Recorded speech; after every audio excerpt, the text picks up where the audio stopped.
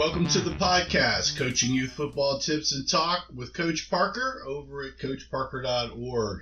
How are you guys doing today? And thanks for tuning in. Hey, if you get a chance, support the channel and subscribe to this podcast and share it across your social media accounts if you get a chance. You can also find me over at Facebook, Twitter, and YouTube. Just visit coachparker.org for those links and tons of other youth football coaching tips, talk, plays, and of course, my playbooks. You can check out the Power Wing Beast offense and the 6'2 Multi-8 youth football defense. They're great books that have helped me win many games over my 20-plus years coaching youth football, and they're for sale over at coachparker.org. Let's get started today and talk some football. Today's topic, favoritism in youth sports, especially youth football. Many of you know I've written several articles over at coachparker.org about favoritism, and I guess popular topics. Favoritism is definitely searched on tremendously on Google and the other search engines. So I definitely agree it's a hot topic, and I get quite a bit of feedback, mostly negative on this particular topic. So I decided why not start off my podcast with probably my most popular negative articles that I write over at coachparker.org. So here we go. Let's jump into it. I agree there is a ton of favoritism at all levels of youth football. Back in 2008 when I wrote that first article, I hadn't coached for about 5 or 6 years as my boys were getting older to, I guess, the youth football age. And so I personally don't really believe in favoritism, and I wasn't looking for it or seeing it. So at the time, I didn't really think there was too much favoritism. I know now, especially since it's almost 10 years from that point, that I've seen a ton more, and it seems like it gets more and more a bigger issue every year as I coach. I do have 2 boys. I have suffered favoritism, or we have, on other teams, and then I've been accused of favoritism about my 2 sons, and since I coached before I had kids, and now I coach when my 2 sons don't play for me anymore. I coach, other players, and I also get accused of favoritism with my stud players. So it just happens, and that's, I guess, the way of the world right now. It definitely seems that favoritism is a huge issue, and it's growing. But before we really get into the topic, I just really want to say I do not believe in favoritism. All of our players get starting positions and play time based on their football IQ, coachability, physical abilities, football skill, game experience, knowledge of our systems, both offense, defense, and special teams. And we really try to hold every season, at the beginning of the season, we try to hold tryouts, and we try to be as fair as possible during those tryouts. We hold them so all the parents can see, and they want to get close in and see and ask us questions about what we thought and graded out their sons.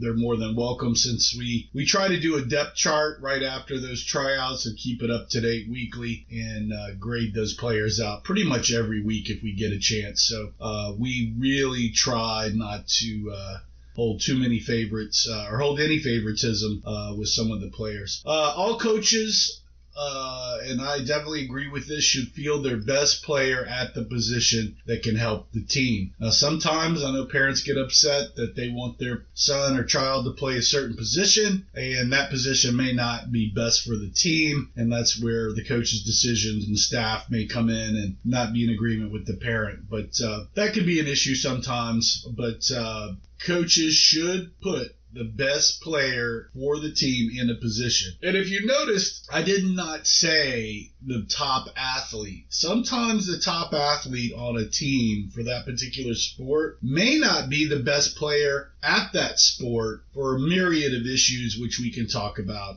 as we go further. So what is favoritism? I think we should define it really before we get too much further in on the topic. And I did a search on Google and came up with this definition, which said favoritism is the practice of giving unfair preferential treatment to one person or group at the expense of another. So that's the definition there of favoritism. And so what's unfair? I thought since we probably needed to look up what's unfair treatment.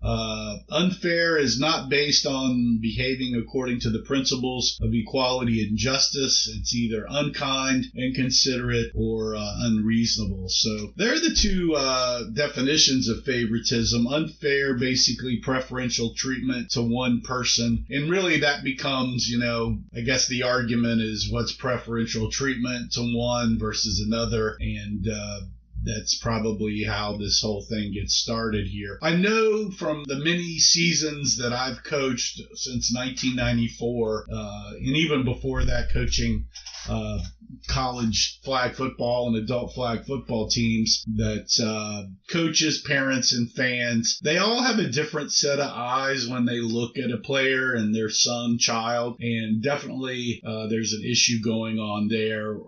Coaches, are looking for one thing, and parents are hoping for something else for their child. So that's usually how that goes. Really, coaches and parents have two different points of view on what should happen with their player child. And sometimes when the coach is the parents, it becomes kind of miscombobulated. But I really feel that parents, and this is not a bad thing, parents see their children through rose-colored glasses, which really always makes their child seem kind of the best. And like I said, I don't think there's any wrong with that because you love your child. I do it. I know.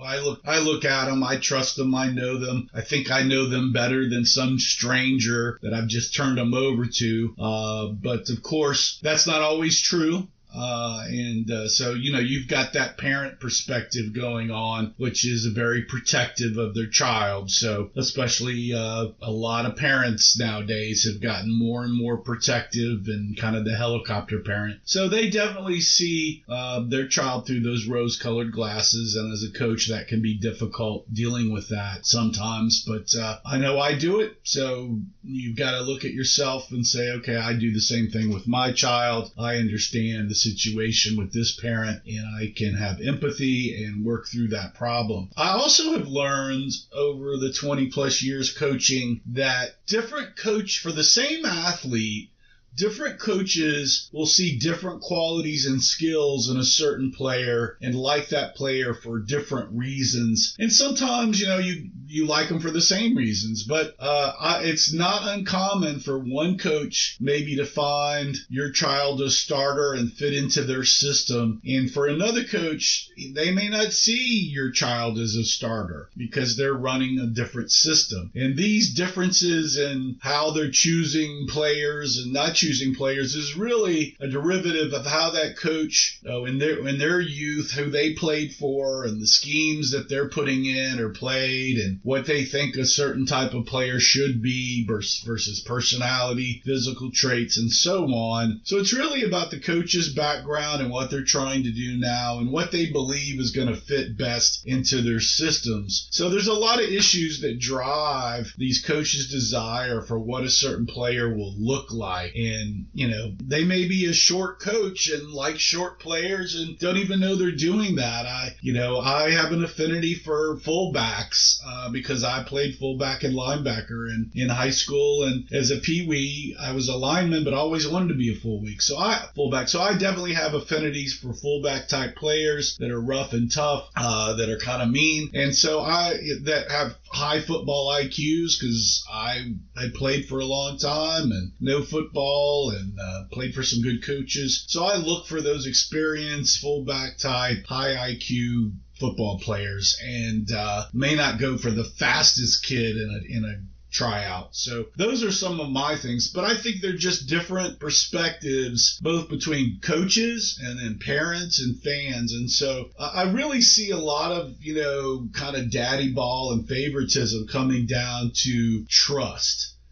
who do the coaches trust most as a player, and has this player built trust with them over time and understand the systems? Have they gotten to know this player so they know the player is going to do their job? And a lot of this, I know, especially in football and probably in baseball with pitching and catching and first base, is really going to come down to experience and trust. Can they trust that particular player in that position not to make many mistakes? And a lot of times, because you're a parent of a certain player, you may have a little bit more trust at the beginning of the season for that. The other thing that I see that kind of is an issue with coaches and parents is the parent may know their child is a gifted athlete, and that's a lot of times they're pretty good athletes, but they may not have the football IQ at the time they get on a team, if it's a new team, or they haven't learned the plays or the system yet, or can't do that right now because of their age. That sometimes becomes a problem, is who's the best football player versus who's the best physical athlete on the team. I don't know how many times in youth football I see the best physical athlete that's the fastest and the biggest. They can't remember their plays. Their parents want them to be a running back, but we as coaches can't get them to remember right or left. And they much less can't remember the numbering system and where they're supposed to go or who they're supposed to block. And a lot of times those issues, which it looks like favoritism, that we may be playing another player that's on the team and not your child, even though your child is faster. It's really not about speed. Or we're playing our son versus your child because your child is very fast and bigger, but they can't remember their plays, but our son can remember their plays. There's sometimes some of those issues going on. I'm not saying those are all the time, but that's a lot of time what favoritism gets to be. And I know,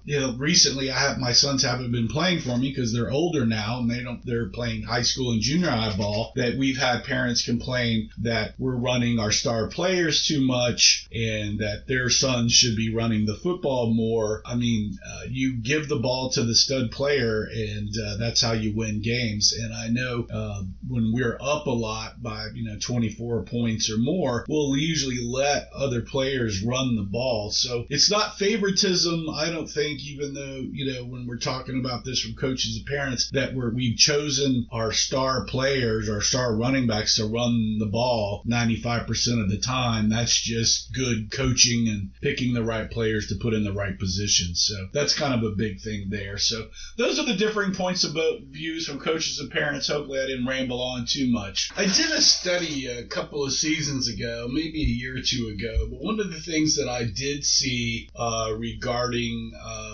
the teams that we beat consistently over about a 5 or 6 year period within our league here in Keller, Texas, is basically due to favoritism. And the two things that were highlighted in our youth football league that were issues was that we saw a lot of daddy ball favoritism, especially at quarterback, and that was kind of a big issue. That it seems like a lot of teams were forcing head coaches' sons to play quarterback when they might have had a better athlete that could have done that better. So that definitely was an area there. So if you're a coach right now and your son is playing quarterbacks, and mine have off and on through, depending if we needed a quarterback, we didn't really have one, make sure that you go through a tryout and the other parents on the team understand that you're looking for a quarterback. And if your son is a legit quarterback, then by all means play them. But if your son is not a legit quarterback and you have a better athlete that can play quarterback that doesn't need to be somewhere else, then you might want to look at that, because it's sometimes not worth the headache to force your son into that quarterback position if he's not really a quarterback, because you will get a lot of grief. Trust me, first season my oldest son played, the offensive coordinator put him at quarterback, and I had told him not to do that, and we went through tryouts, and he put my son at quarterback, and I really wasn't happy about that, just because I didn't really want that headache. And it didn't become a headache because my son was a decent quarterback, but you kind of have those issues. So in the study that I did in our league for the last 5 or 6 years, the teams that we beat consistently definitely were playing daddy ball at quarterback. So be careful of that if your son is playing quarterback. The other thing is that we saw at quarterback and running back positions that many of the head coaches had promised players to get frozen, which is basically you don't have to go through the tryouts for their team. They had promised these players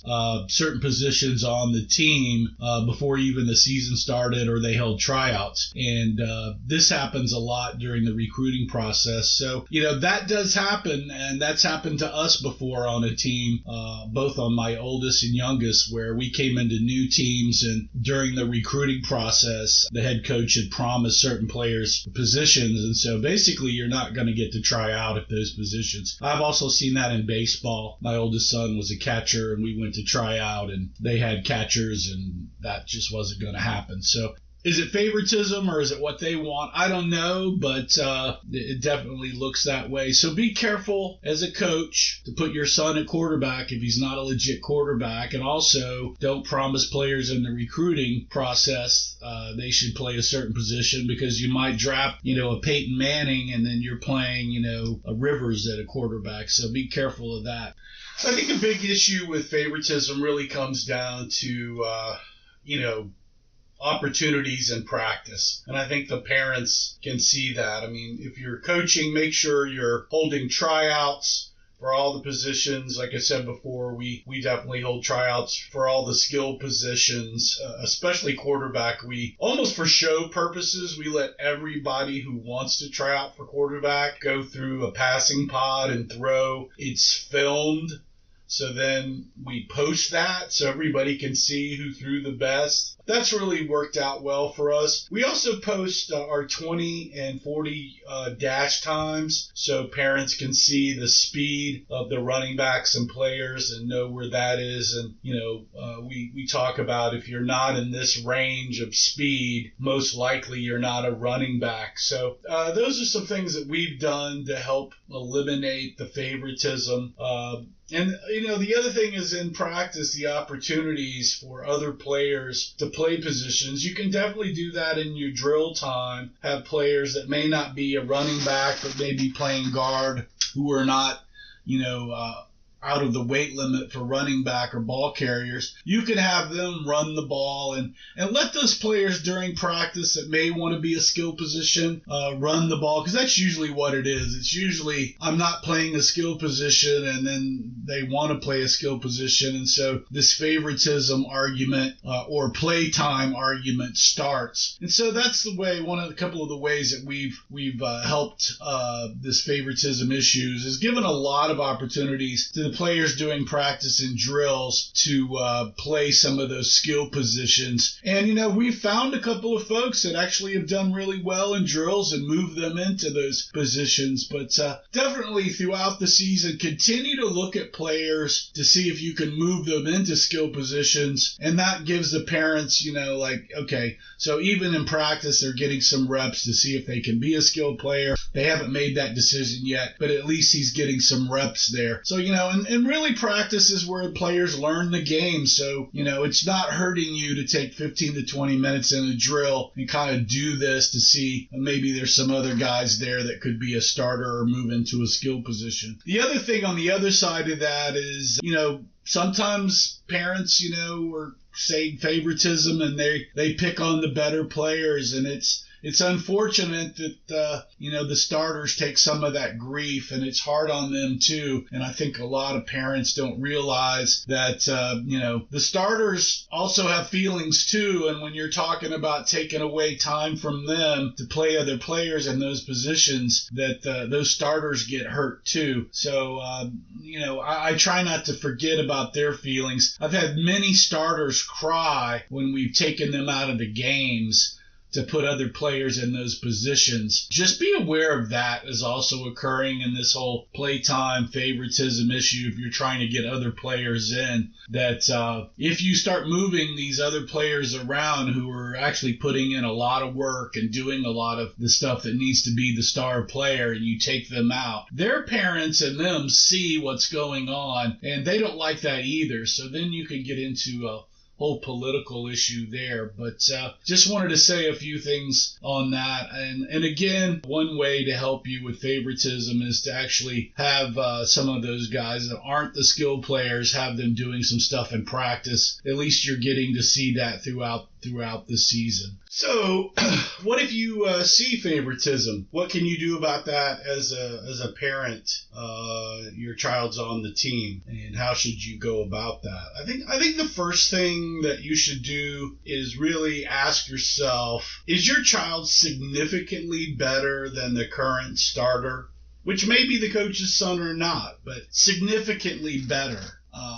If you look at the 80-20 rule, if they're about 20% better, is the coach going to keep their son or child at that position or the current starter there? I would probably say, yeah. Your child is going to have to be significantly better to move a current starter kind of out of the way. And it has to, again, I think, become a trust issue. How long has that player been with the team, the starter? Have they given the dues to the team? One thing you see in varsity football is that skill player a senior, and this is their last year and about to graduate? I know a lot of high school coaches will play their seniors at starters if they can, because those guys are graduating, and that's really their year to play, to get film, maybe to go to another college. And I know that happened here recently with friend of mine's son. His son's a sophomore playing varsity. They moved him up. The varsity quarterback is not as good as maybe that guy's son at quarterback, but they're still playing the senior, which they got into district and did well there. But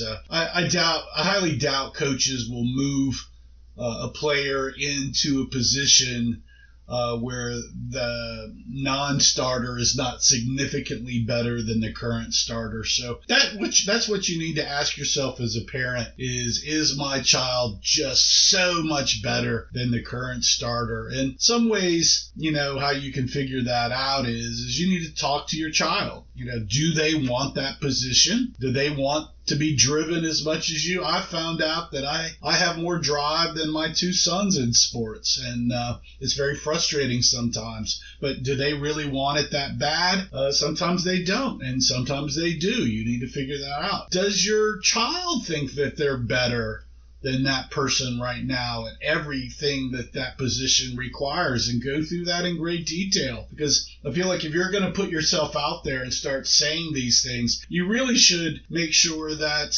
you've got some information and your child's willing to do that. And sometimes you don't know better than your child. Your child's at practice. He's been in practice. He may not be confident to take that yet. The other thing is you can ask other parents about the starter and how long the starter's been there, and if the starter's awesome, and kind of get some feedback. And you really should listen.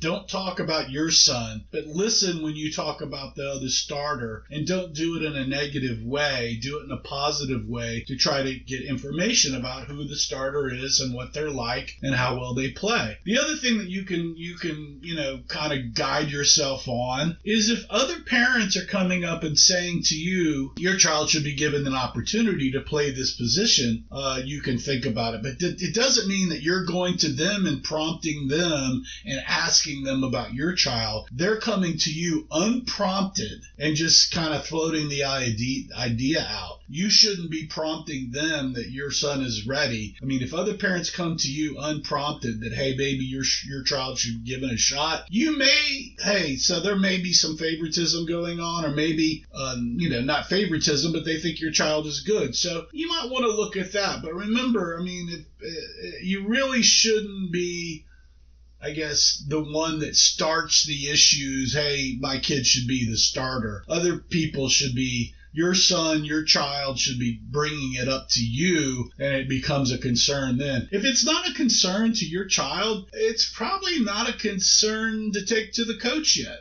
I mean, so once you figure out, or you've thought, hey, my child should be given this opportunity, and you've got enough information and other parents have unprompted you to, hey, my child probably should do this, you can talk to the team parent or the team manager and say, hey, can you talk to the head coach and see if they'll give him some tryout time in practice or in some drill time. If you don't want to talk to the parent, maybe you talk to the position coach. And then if that doesn't work, then maybe you have a private meeting scheduled with the head coach and go over your concerns and be very professional and positive about, hey, we would like this. The other thing you can do is ask which coaches love, and this is what we really prefer, is that your child comes to us and tells us why they would be good at this position and that they want to try and work at it, and would we give them a shot? We would much rather hear from your child than you, because we know that when your child has confidence enough to talk to us about that they want something on the team, and then we'll take a look at it. That's probably the best way to do it.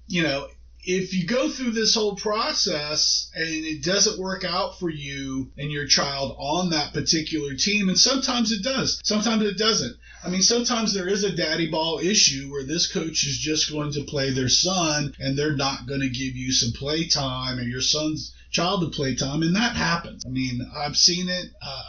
I've felt it. So if it doesn't work out for the season, you need to decide, am I going to quit the team and move to another team? But that's only if your child wants to do that. I see so many times a team gets to the Super Bowl, either wins or doesn't. But look, if a team gets a Super Bowl, it's a good team. And your child is perfectly happy, but you want to move. But your child was perfectly happy on that team playing tight end, not quarterback or tailback, but your child was happy playing tight end. I mean, if your child doesn't want to move and your child is happy on the team and really doesn't want, there's no reason to start making an issues with the coaches or the team about your son is being unfairly treated on the team. But then again, if you do run into the situation where, there's three coaches and all three of their sons start in the backfield and they're definitely playing daddy ball, and, there's three or four studs that are not playing running back and they're running over everybody in drills, and all the parents and the whole team are talking about it, you might have an issue to have a parent meeting and come up with that. But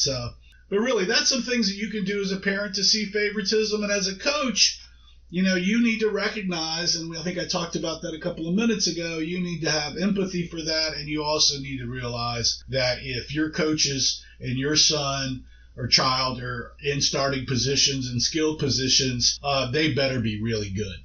Because if they're not, you're just going to have these headaches. And really, they're not going to stop. They're just going to continue and fester and get worse. So that's what you do if you see favoritism as a parent. And also you can see it as a coach and how to deal with that a little bit better. Hope that's helped there. As a coach, the other thing that you can do, and I read this in a Yahoo article, and I thought I had tagged it in a Twitter post, but it looks like Yahoo has moved stuff around, so I can't tell you the author anymore, and that's unfortunate. But this was really good. He talked about, as a coach, how to avoid favoritism, and his quote here was, ask a trusted assistant coach or parent to be brutally honest with you and inform you if you're showing favoritism or being too hard on your child. Don't get defensive when the person says some things that you don't really want to hear. And I think that's great advice. And that's also for parents too. I mean, you can just ask, a trusted person that's very familiar with the team, am I showing favoritism, and or is my child really that much better as a starter in that position? And, they may tell you, look, they're not that good.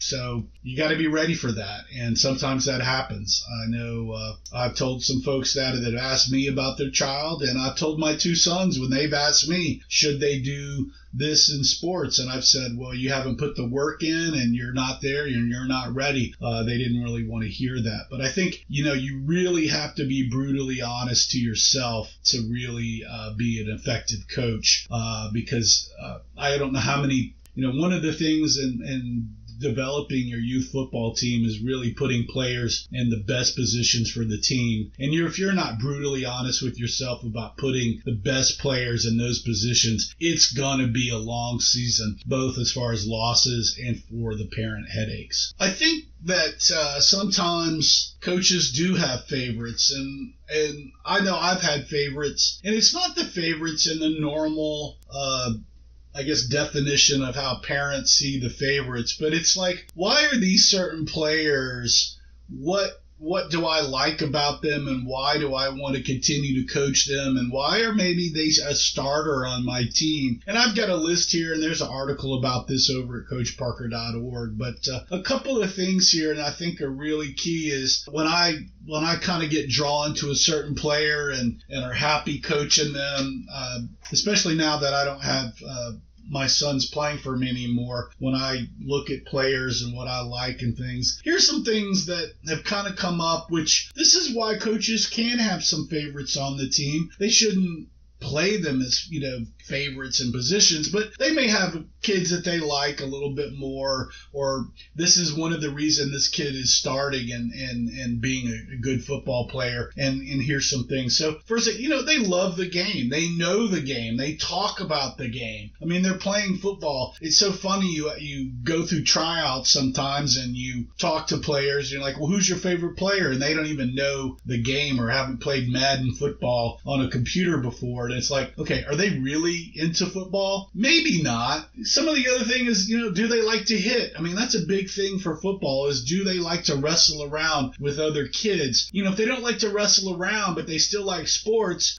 maybe soccer is better for them, or baseball or basketball. But football is a very physical and hitting game. So do they like to get hit? I mean, do they get hurt at every practice and boo-boos and want to go to the sideline? That's really frustrating because football is a physical sport. And so if every 5 minutes they're going out of the game, that's something that's not. So we like them to be healthy. Do they have a high football IQ? I know this is one that I love. I mean, I really kind of go after these smart football players because I can coach them faster. Do they remember their plays? Can they easily jump in for position to position? They're not talking to everybody when you're talking. I mean, I love players that are just passionate. They're interested. They're confident. They got a high IQ and they listen. They're highly coachable. The other thing is, do they come to practice? And are they 15 minutes early to practice? Do they make it for warm-ups? Or do they want to be at practice? I'm not into kids at the end of practice saying how much time's left. They want to leave. I want the kids that want to be there the whole time and more. They just want to continue to play. A couple of players that I've really been drawn to here the last several seasons is players that want to learn, and they're always happy. They're just always happy to be playing football. They're always smiling. They're always ready to go. They're happy in whatever position that they need to play to help the team, and that's a big issue. The other thing is their parents are not all over us about they want them to play a certain position. I mean, if little Johnny's happy in their position, and they're smiling and everything's going good, and then big Johnny comes over and he's unhappy because his son isn't playing a certain position, but little Johnny's perfectly fine, that's not really what we're looking for. So I think, make sure your son really wants to do something different before talking. But the other thing that I love and why some players become favorites to us, favorites to coach, not favorites because of preferential treatment, but favorites because they're doing the right things that a football player should do to become that starter. I don't know if that's a favorite. That's just becoming a real football player and a starter is they take what we've taught them in practice and then they excel and expand that in the games so we have smiles on our faces and are proud to have coached that player. That's really what this whole thing is about to me, is when I take a young football player and we drill them and they do all this good stuff in practice the way our system wants, and they get out on the field in the game through the season and they progress and get better every game, and then they start excelling past things that we've taught them to do and start thinking from themselves and doing skills that they may have gone off and learned on their own through another coach or through YouTube or those kind of sources, and they come back and show us that they're so much better.